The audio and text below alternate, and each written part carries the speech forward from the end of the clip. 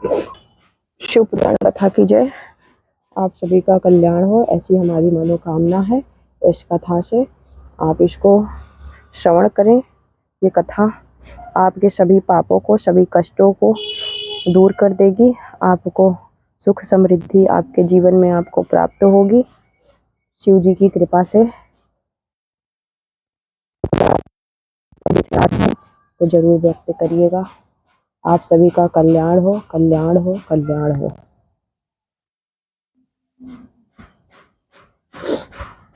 आज हम कथा का 16वां अध्याय प्रारंभ करेंगे।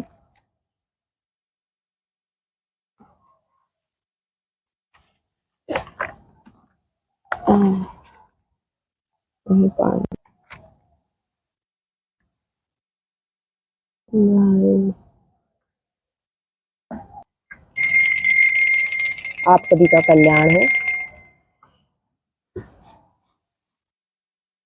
ऐसी हमारी कामना है। हम शिव जी की कृपा से प्रारंभ करते हैं। पृथ्वी आदि से निर्मित देव प्रतिमाओं के पूजन की विधि, उनके लिए नैवेद्य का विचार, पूजन के विभिन्न उपचारों का फल, विशेष मास, वार, तिथि एवं नक्षत्रों के योग में पूजन का विशेष फल तथा लिंग के वैज्ञानिक स्वरूप का विवेचन है। जैसा कि आप लोग इस कथा में, शिव पुराण की कथा में देख सकते हैं कि जो प्रतिमा बनती है, जो उसके पूजन की विधि है, जो लिंग बनता है, उसके पूजन की जो विधि है, उसमें कैसे नैवेद्य चढ़ाएं और उसके कैसे उपचार हैं। जैसे आज के समय में हर चीज को वैज्ञानिक तरीके से साबित करना होता है, तो यहाँ ये बताया गया है कि लिंग के वैज्ञानिक स्वरूप का कैसे विवेचन किया जा रहा है। तो आप ध्यान पूर्वक सुनिए। ऋषियों ने कहा, साधु शिरोमणे, अब आप पार्थिव प्रतिमा की पूजा का विधान बताइए जिससे समस्त अभिष्ट वस्तुओं की प्राप्ति होती है। आप लोगों को हम बता दें कि पार्थिव का प्रतिमा का मतलब है, प्रतिमा की बात हो रही है जो सिर्फ मात्र एक दिन के लिए रखा जा सकता है, उसका अगले दिन पूजन नहीं किया जा सकता है। ऐसा आपने रामेश्वरम में देखा होगा कि जब हनुमान जी ने शिवलिंग लाने में देर कर दी थी तो राम जी मिट्टी का प्रतिदिन शिवलिंग बनाते थे। तो कथा को आगे बढ़ाते हैं। सूत जी बोले, महर्षियों, तुम लोगों ने बहुत उत्तम बात पूछी है। पार्थिव प्रतिमा का पूजन सदा संपूर्ण मनोरथों को देने वाला है तथा दुख का तत्काल निवारण करने वाला है। मैं उसका वर्णन करता हूँ, तुम उसको ध्यान देकर सुनो। पृथ्वी आदि की बनी हुई देव प्रतिमाओं की पूजा इस भूतल पर अभिष्टदायक मानी गई है। निश्चय इसमें पुरुषों का और स्त्रियों का भी अधिकार है। नदी, पोखरी अथवा कुएं में प्रवेश करके पानी के भीतर से मिट्टी ले आए, फिर गंध चूर्ण के द्वारा उसका संशोधन करें और शुद्ध मंडप में रखकर उसे महीन पीसे और साने। इसके बाद हाथ से प्रतिमा बनाएं, दूध से उसका सुंदर संस्कार करें।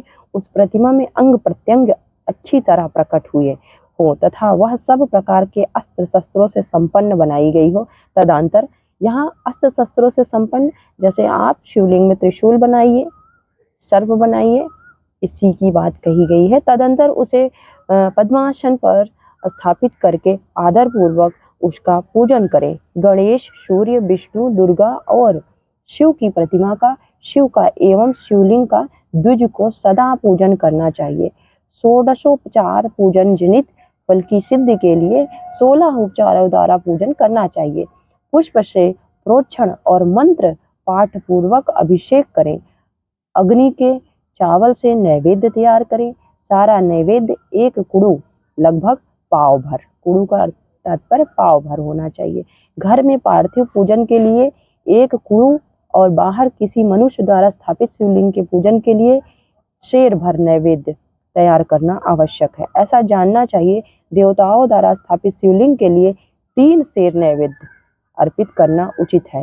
देवताओं का तात्पर्य है, आप 12 ज्योतिर्लिंगों के बारे में आप लोग जानते होंगे, दर्शन भी करते होंगे, तो वो सारी देवताओं द्वारा ही स्थापित हुए हैं या फिर किसी ऋषि मुनि द्वारा, और स्वयं प्रकट हुए हैं। स्वयं भूलिंग के लिए 5 शेर, जो स्वयं जमीन से उत्पन्न हुआ हो, वो उसके लिए 5 शेर। ऐसा करने पर पूर्ण फल की प्राप्ति समझनी चाहिए। इस प्रकार सहस्त्र बार पूजा करने से द्विज सत्य लोक को प्राप्त कर लेता है। 12 अंगुल चौड़ा इससे दूना और 1 अंगुल अधिक अर्थात 25 अंगुल लंबा तथा 15 अंगुल चौड़ा जो लोहे या लकड़ी का बना हुआ पात्र होता है उसे विद्वान पुरुष शिव कहते हैं। उसका 8वां भाग प्रस्थ कहलाता है जो 4 कुड़ों के बराबर माना गया है। मनुष्य द्वारा स्थापित शिवलिंग के लिए 10 प्रशस्त, ऋषियों द्वारा स्थापित शिवलिंग के लिए 100 प्रशस्त और स्वयंभू शिवलिंग के लिए 1 सहस्त्र प्रशस्त नैवेद्य निवेदन किया जाए तथा जल, तैल आदि एवं गंध द्रव्यों की भी यथा योग्य मात्रा रखी जाए तो यह उन शिवलिंग की महापूजा बताई जाती है। देवता का अभिषेक करने से आत्मशुद्धि होती है, गंध से पुण्य की प्राप्ति होती है, नैवेद्य लगाने से आयु बढ़ती है और तृप्ति होती है, धूप निवेदन करने से धन की प्राप्ति होती है, दीप दिखाने से ज्ञान का उदय होता है, तांबूल अर्थात चावल समर्पण करने से भोग की उपलब्धि होती है। इसलिए स्नान आदि 6 उपचारों को यत्न पूर्वक अर्पित करें। नमस्कार और जप ये दोनों संपूर्ण अभिष्ट फल को देने वाले हैं, इसलिए भोग और मोक्ष की इच्छा रखने वाले लोगों को पूजा के अंत में सदा ही जप और नमस्कार करने चाहिए। मनुष्य को चाहिए कि वह सदा पहले मन से पूजा करके फिर उन उपचारों से करे। देवताओं की पूजा से लोगों की प्राप्ति होती तथा उनके अवान्तर लोक में भी यथेष्ट भोग की वस्तुएं उपलब्ध होती हैं। अब मैं देव पूजा से प्राप्त होने वाले विशेष फलों का वर्णन करता हूँ, जो तुम लोग श्रद्धा पूर्वक सुनो। विघ्नराज गणेश की पूजा से भूलोक में उत्तम अभिष्ट वस्तु की प्राप्ति होती है। शुक्रवार को श्रावण और भाद्रपद मासों के शुक्ल पक्ष की चतुर्थी को और पौष मास में शतभिषा नक्षत्र के आने पर विधि पूर्वक गणेश जी की पूजा करनी चाहिए। 100 या सहस्त्र दिनों में 100 या सहस्त्र बार पूजा करें। देवता और अग्नि में श्रद्धा रखते हुए किया जाने वाला उनका नित्य पूजन मनुष्यों को पुत्र एवं अभिष्ट वस्तु प्रदान करता है। वह समस्त पापों का भिन्न भिन्न दुष्कर्मों का विनाश करने वाला है। विभिन्न वारों की हुई शिव आदि की पूजा को आत्मशुद्धि प्रदान करने वाले समझना चाहिए। वार या दिन, तिथि, नक्षत्र और योगों का आधार है, समस्त कामनाओं को देने वाला है, उसमें वृद्धि और क्षय नहीं होता, इसलिए उसे पूर्ण ब्रह्म स्वरूप मानना चाहिए। सूर्योदय काल से लेकर सूर्योदय काल आने तक 1 वार की स्थिति मानी गई है, जो ब्राह्मण आदि सभी का आधार है। विहित तिथि के पूर्व भाग की हुई देव पूजा मनुष्यों को पूर्ण भोग प्रदान करने वाली होती। यदि मध्याह्न के बाद तिथि का आरंभ होता है तो रात्रि युक्त तिथि का पूर्व भाग पितरों के श्राद्ध कर्म के लिए उत्तम बताया जाता है। ऐसी तिथि का प्रभाग ही दिन से युक्त होता है, अतः वही देव कर्म के लिए प्रशस्त माना जाता है। यदि मध्याह्न काल तक तिथि रहे तो उदय व्यापनी तिथि को ही देव कार्य में ग्रहण करना चाहिए। इसी तरह शुभ तिथि एवं नक्षत्र आदि देव कर्म में ग्राह्य होते हैं। जैसा कि आप हर व्रत को देखते होंगे, उदया तिथि आपने सुना होगा, क्योंकि जब उदया तिथि में वो तिथि होती है सुबह प्रातः के समय, तो वो शुभ देवताओं का मुहूर्त माना जाता है। अगर वो तिथि दोपहर के बाद शुरू होती है तो आप अपने पितरों का तर्पण कर सकते हैं। वार आदि का भली भांति विचार करके पूजा और जप आदि करने चाहिए। वेदों में पूजा शब्द के अर्थ की इस प्रकार योजना की गई है। पूजा यत्ने अनेन इति पूजा, यह पूजा शब्द की व्युत्पत्ति है। पूह का अर्थ है भोग और फल की सिद्धि। वह जिस कर्म से संपन्न होती है उसका नाम पूजा है। मनोवांछित वस्तु तथा ज्ञान ये ही अभिष्ट वस्तुएं हैं। सकाम भाव वाले को अभिष्ट भोग अपेक्षित होता है और निष्काम भाव वाले को अर्थ परमार्थिक ज्ञान, ये दोनों ही पूजा शब्द के अर्थ हैं। इनकी योजना करने से ही पूजा शब्द की सार्थकता है। इस प्रकार लोक और वेद में पूजा शब्द का अर्थ विख्यात है। नित्य और नैमित्तिक कर्म कालांतर में फल देते हैं, किंतु काम में कर्म का यदि भली भांति अनुष्ठान हुआ हो तो वह तत्काल फलद होता है। प्रतिदिन 1 पक्ष, 1 मास और 1 वर्ष तक लगातार पूजन करने से उन कर्मों के फल की प्राप्ति होती है। उनसे वैसे ही पापों का क्रमशः क्षय होता है। प्रत्येक मास के कृष्ण पक्ष की चतुर्थी तिथि को ही की हुई महागणपति की पूजा 1 पक्ष के पापों का नाश करने वाली है और 1 पक्ष तक उत्तम भोग रूपी फल देने वाली होती है। चैत्र मास में चतुर्थी को की हुई पूजा 1 मास तक किए गए पूजन का फल देने वाली होती है और जब सूर्य सिंह राशि पर स्थित हो उस समय भाद्रपद मास की चतुर्थी को की हुई गणेश जी की पूजा एक वर्ष तक मनोवांछित भोग प्रदान करती है। ऐसा जानना चाहिए। श्रावण मास के रविवार को हस्त नक्षत्र से युक्त सप्तमी तिथि को तथा माघ शुक्ला सप्तमी को भगवान सूर्य का पूजन करना चाहिए। ज्येष्ठ तथा भाद्र मासों के बुधवार को श्रवण नक्षत्र से युक्त द्वादशी तिथि को तथा केवल द्वादशी को भी किया गया। भगवान विष्णु का पूजन अभीष्ट संपत्ति को देने वाला माना गया है। श्रावण मास में की जाने वाली श्री हरि की पूजा अभिष्ट मनोरथ और आरोग्य प्रदान करने वाली होती है। अंगों एवं उपकरणों सहित पूर्वोक्त गौ आदि 12 वस्तुओं का दान करने से जिस फल की प्राप्ति होती है उसी को द्वादशी तिथि में आराधना द्वारा श्री विष्णु की तृप्ति करके मनुष्य प्राप्त कर लेता है। जो द्वादशी तिथि को भगवान विष्णु के 12 नामों द्वारा 12 ब्राह्मणों का षोडशोपचार पूजन करता है वह उनकी प्रसन्नता प्राप्त कर लेता है। इसी प्रकार संपूर्ण देवताओं के विभिन्न 12 नामों द्वारा किया हुआ 12 ब्राह्मणों का पूजन उन देवताओं को प्रसन्न करने वाला होता है। कर्क की संक्रांति से युक्त श्रावण मास में नवमी तिथि को मृगशिरा नक्षत्र के योग में अंबिका का पूजन करें। वे संपूर्ण मनोवांछित फलों और भलों को देने वाली हैं। ऐश्वर्य की इच्छा रखने वाले पुरुषों को उस दिन अवश्य उनकी पूजा करनी चाहिए। आश्विन मास के शुक्ल पक्ष की नवमी तिथि संपूर्ण अभिष्ट फलों को देने वाली है। उसी मास के कृष्ण पक्ष की चतुर्दशी को यदि रविवार पड़ा हो तो उस दिन का महत्व विशेष बढ़ जाता है। उसके साथ ही यदि आद्रा और महाभाद्रा सूर्य संक्रांति से युक्त आद्रा का योग हो तो उक्त अवसरों पर की हुई शिव पूजा का विशेष महत्व माना गया है। माघ कृष्ण चतुर्दशी को की हुई शिव जी की पूजा संपूर्ण अभिष्ट फलों को देने वाली है। वह मनुष्यों की आयु बढ़ाती है, मृत्यु कष्ट को दूर हटाती है और समस्त सिद्धियों की प्राप्ति कराती है। ज्येष्ठ मास में चतुर्दशी को यदि महाभाद्रा का योग हो अथवा मार्गशीर्ष मास में किसी भी तिथि को यदि आद्रा नक्षत्र हो तो उस अवसर पर विभिन्न वस्तुओं की बनी हुई मूर्ति के रूप में शिव जी जो 16 उपचारों से पूजा करता है उस पुण्य आत्मा के चरणों का दर्शन करना चाहिए। भगवान शिव की पूजा मनुष्यों को भोग और मोक्ष देने वाली है, ऐसा जानना चाहिए। कार्तिक मास में प्रत्येक वार और तिथि आदि में महादेव की पूजा का विशेष महत्व है। कार्तिक मास आने पर विद्वान पुरुष दान तप होम जप और नियम आदि के द्वारा समस्त देवताओं का षोडशोपचार से पूजन करें। उस पूजन में देव प्रतिमा ब्राह्मण तथा मंत्रों का उपयोग आवश्यक है। ब्राह्मणों को भोजन कराने से भी वह पूजन कर्म संपन्न होता है।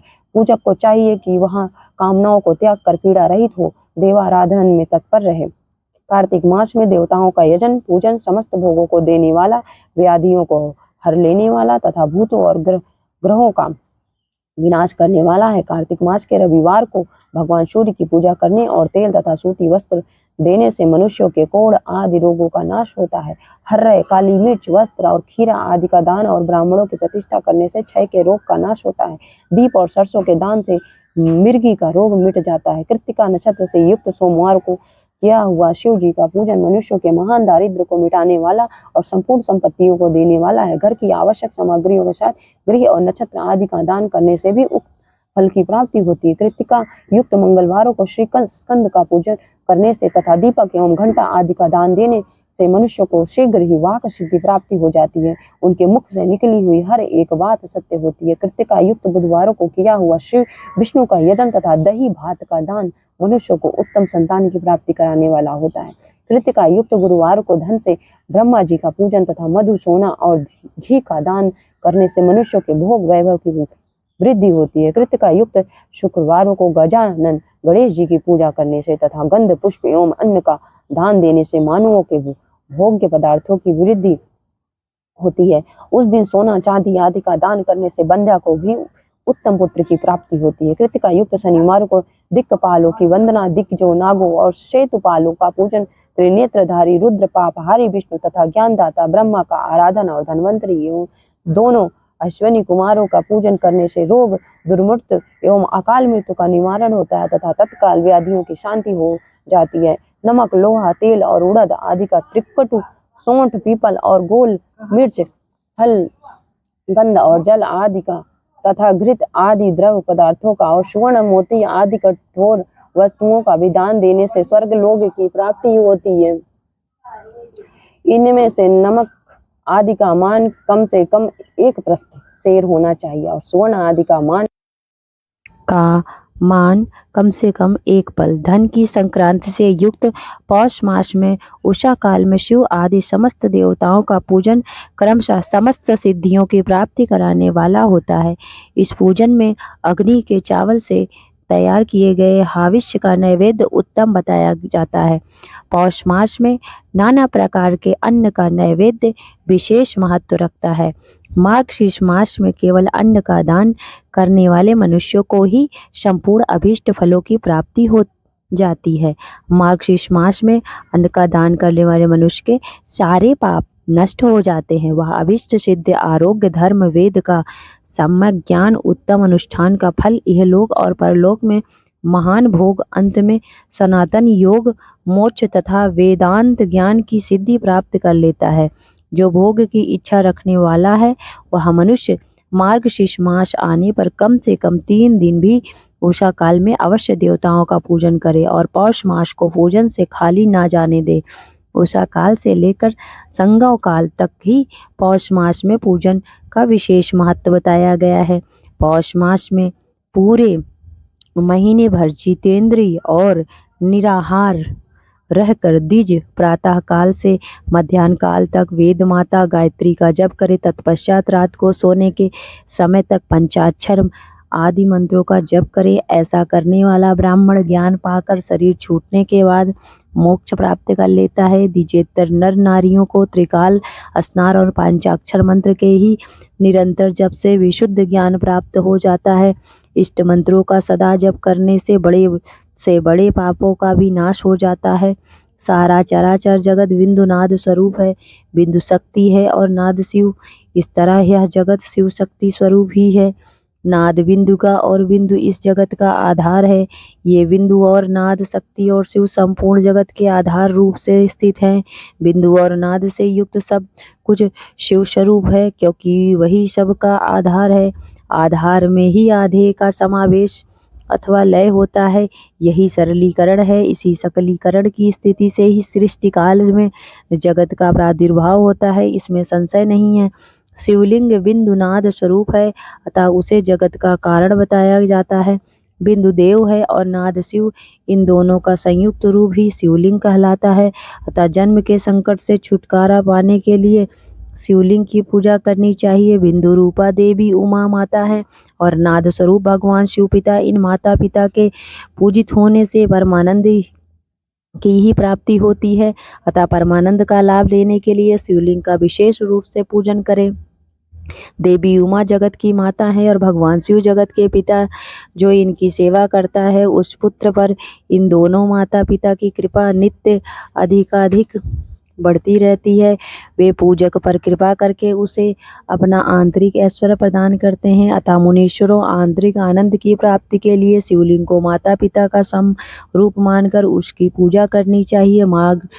भार्ग पुरुष रूप और है भार्गा शिवा अथवा शक्ति प्रकृति कहलाती है। अव्यक्त आंतरिक अधिष्ठान स्वरूप गर्भ को पुरुष कहते हैं और सुव्यक्त आंतरिक अधिष्ठान भूत गर्भ को प्रकृति। पुरुष आदि गर्भ है, वह प्रकृति रूप गर्भ से युक्त होने के कारण गर्भावान है, क्योंकि वही प्रकृति का जनक है। प्रकृति में जो पुरुष का संयोग होता है यही पुरुष से उसका प्रथम जन्म कहलाता है। अव्यक्त प्रकृति से महत्वादि के क्रम से जो जगत का व्यक्त होना है यही उस प्रकृति का द्वितीय जन्म कहलाता है। जीव पुरुष से ही बारंबार जन्म और मृत्यु को प्राप्त होता है। माया द्वारा अन्य रूप से प्रकट किया जाना ही उसका जन्म कहलाता है। जीव का शरीर जन्म काल से ही जीर्ण छह विकारों से युक्त होने लगता है, इसलिए उसे जीव संज्ञा दी गई है। जो जन्म लेता है और विविध पाशों द्वारा तनाव में पड़ता है उसका नाम जीव है। जन्म और बंधन जीव शब्द का अर्थ ही है। अतः जन्म मृत्यु रूपी बंधन की निवृत्ति के लिए जन्म के अधिष्ठान भूत मात्र पितृ स्वरूप शिवलिंग का पूजन करना चाहिए। गाय का दूध, गाय का दही और गाय का घी, इन तीनों को पूजन के लिए शहद और शक्कर के साथ पृथक पृथक भी रखें और इन सब को मिलाकर सम्मिलित रूप से पंचामृत भी तैयार कर ले। इनके द्वारा शिवलिंग का अभिषेक एवं स्नान कराएं। फिर गाय के दूध और अन्न के मेल से नैवेद्य तैयार करके प्रणव मंत्र के उच्चारण पूर्वक उसे भगवान शिव को अर्पित करें। संपूर्ण प्रणव को ध्वनि लिंग कहते हैं। स्वयं भूलिंग नाद स्वरूप होने के कारण नादलिंग कहा गया है।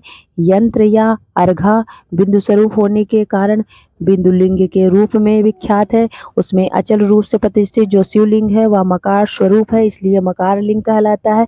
सवारी निकालने आदि के लिए जो चरलिंग होता है वह उकार स्वरूप होने से उकार लिंग कहा गया है तथा पूजा की दीक्षा देने वाले जो गुरु या आचार्य हैं उनका विग्रह आकार का प्रतीक होने से आकार लिंग माना गया है। इस प्रकार आकार, उकार, मकार, बिंदु, नाद और ध्वनि के रूप में लिंग के 6 भेद हैं। इन 6 लिंगों की नित्य पूजा करने से साधक जीवन मुक्त हो जाता है, इसमें संशय नहीं है।